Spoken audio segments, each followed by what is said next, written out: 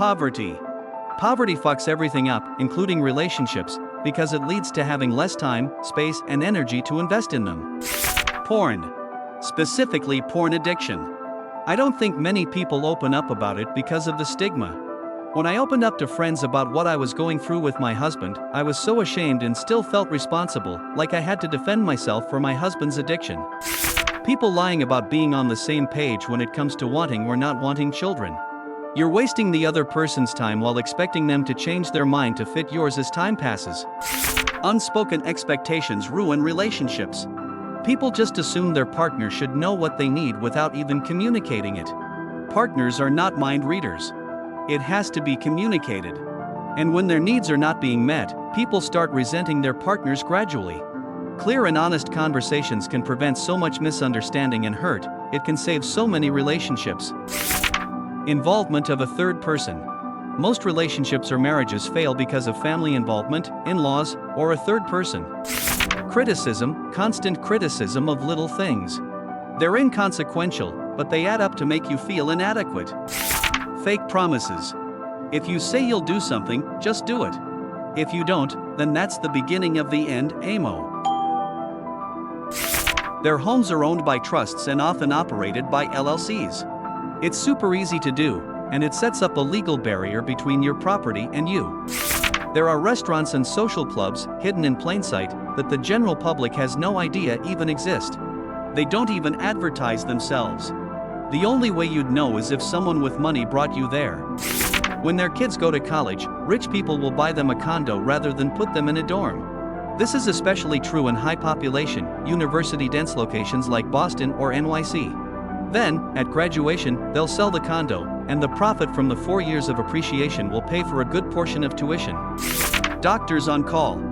I have several clients worth between $20 to $50 million, and all of them pay a premium price for a doctor on call. Literally any time of the day. 3:30 in the morning, your foot hurts? Doc answers. Midday, you need a script as soon as possible? Doc fills it. Need an appointment first thing in the morning or last minute?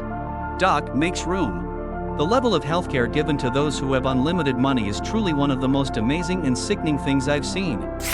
With no planning, get in your plane, fly 2 hours for dinner, maybe spend the night, and then fly home.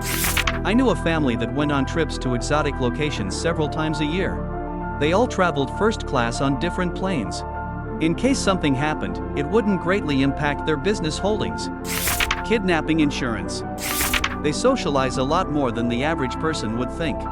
Ordinary folks don't have enough time for it, nor the energy, after a long day at work.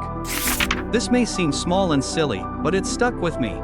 Someone who was a personal assistant to an ultra-wealthy person described how part of their duties was stocking their boss's personal bathroom, and their boss used a new, full-size bar of soap for washing their hands, and then that full-size, only used once bar would be discarded.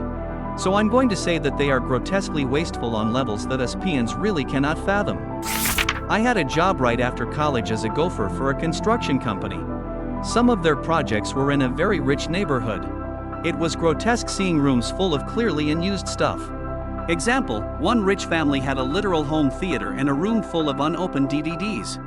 This was the early 2000s. When she can't decide where she wants to eat, just tell her what you've decided, but it's a surprise. Give her one chance to guess where you're going to get food. Whatever she guesses, just say yes and go with it. 99% of the time, that's where she really wants to go. Ask about her day, and just ask how she feels, don't offer solutions unless she specifically asks. Compliment her hair, her driving, her whatever, as long as it's genuine and not awkward. Make sure she's fed. Women notoriously avoid food and end up hungry and grumpy. Get extra food because she won't be hungry until your order arrives. Create a folder on your phone for photos. Take photos of the packages of things she uses and things she likes. Like tampons, for instance. Take a photo of the box of whatever she regularly uses. Then if she asks you to stop and get some, you know exactly what to buy.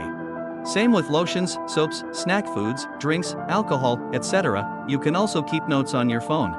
Like, if you are at dinner and she gets this specific dish and she's doing that bouncing from side to side, OMG, this is so damn good thing while she's eating it, make a note in your phone with the name of the dish and the restaurant.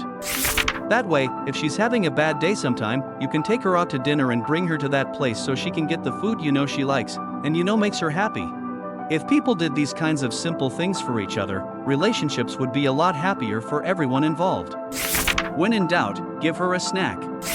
All the stuff that really pisses her off when she's on the rag also really pisses her off all the damn time, but normally she figures it isn't going to do any good to mention it. When that time of the month comes around, her ability to just not mention it goes out the window along with the last fuck she has to give. So no, it doesn't only bother her then. It bothers her all the time, but that's the only time she can't ignore it. Keep your nails cut and filed, or her friend will call you Edward Scissorhands.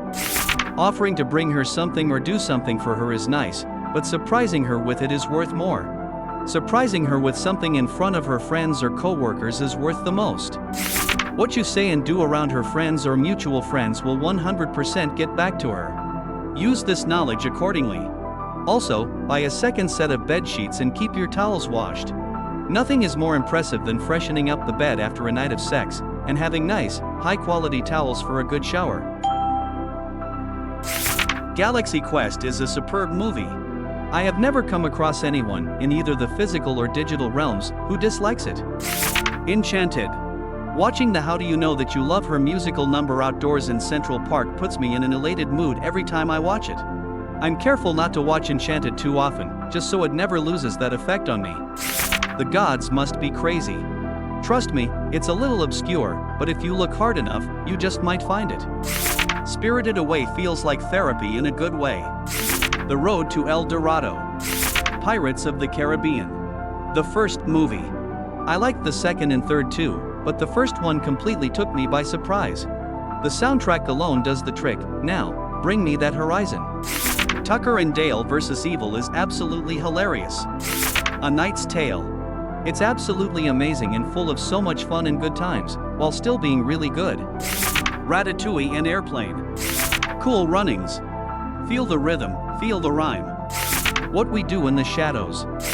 Hot Fuzz. Any luck catching them swans then? Might be a weird choice and maybe not the best, but I just watched it a few days ago and it felt incredibly uplifting. Spider-Man Into the Spider-Verse. It has everything a good feel-good movie needs. Lighthearted and funny parts, drama, sadness and desperation to overcome, and a happy ending that feels good without being cheesy. Also, the music is terrific throughout the movie and extremely well placed. I like every song in the movie, though I consider most of them pretty unspectacular when just listening to them on their own. My Neighbor Totoro and Kiki's Delivery Service double feature. Monty Python and the Holy Grail. Megamind. I don't want anybody singing to me. Ever. Do not. Controversial opinion, but abs, or overly toned or built-up muscles.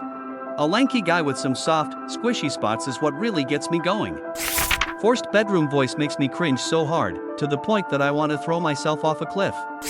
I don't know anyone who thinks it's sexy, and I don't know why it even happens, but any baby talk equals disgust. Thirst traps, trying to be sexy. The second-hand embarrassment makes me want to disappear. Co-sign on a loan with a friend. Have a child with the wrong person. Living beyond your means. You can do it temporarily through the accumulation of debt, but it will catch up to you. You can go from having everything you ever wanted to being bankrupt and begging a friend to let you crash on their couch. And that follows you for 7 years, making it nearly impossible to buy anything without paying cash for it. Diving into a pool without checking the depth first. Getting into an abusive relationship. Go to a Coldplay concert with your mistress. Thank you for watching. If you enjoy content like this, don't forget to subscribe.